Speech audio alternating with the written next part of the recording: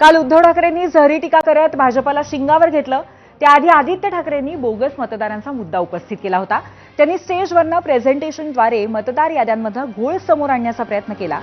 वरळी मतदारसंघामध्ये जवळपास 19,000 नावं संशयित आहेत असा दावा केला आणि मतचोरीचा मुद्दा पुन्हा चर्चेत आणला. पण या प्रेझेंटेशनवरती आदित्य ठाकरेंनी महाराष्ट्राचा पप्पू असल्यासारखं प्रदर्शन करू नये असा खोचक टोला लगावलाय.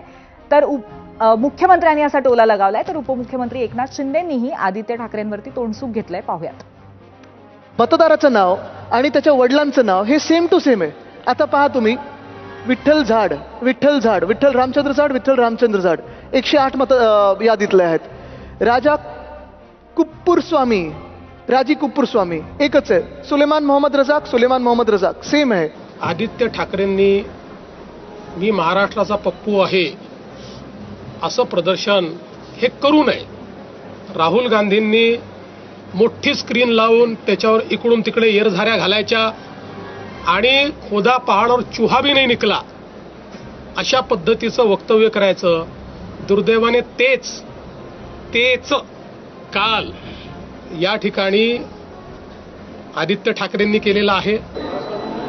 जे आतापर्यंत मुंबई महापालिकेच्या कॉन्ट्रॅक्टरच्या याद्या मोजत होते, आता ते मतदार याद्या मोजू लागलेत. हा फरक आहे, लक्षात घ्या.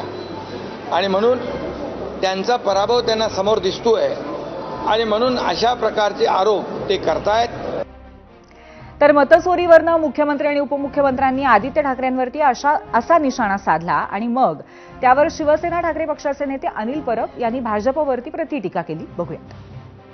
जो घोटाळा झालेला आहे, जी चुकीची मतं आहेत ती दाखवली आणि एखाद्याची चूक दाखवणं हा काय गुन्हा आहे? याच्यात कुठला आलाय पप्पूपणा?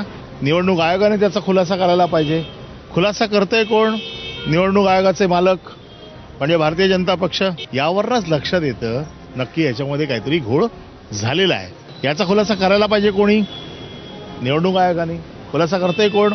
मुख्यमंत्री. मुख्यमंत्र्यांना आव्हानच दिलेलं नाहीये ना. आव्हान दिलेलं आहे निवडणूक आयोगाच्या कारभाराला. निवडणूक आयोगाचे मालक मुख्यमंत्री आहेत का? मुख्यमंत्री का उत्तर देतात त्यांचं? त्यांना एवढी मिरची का लागलेली आहे?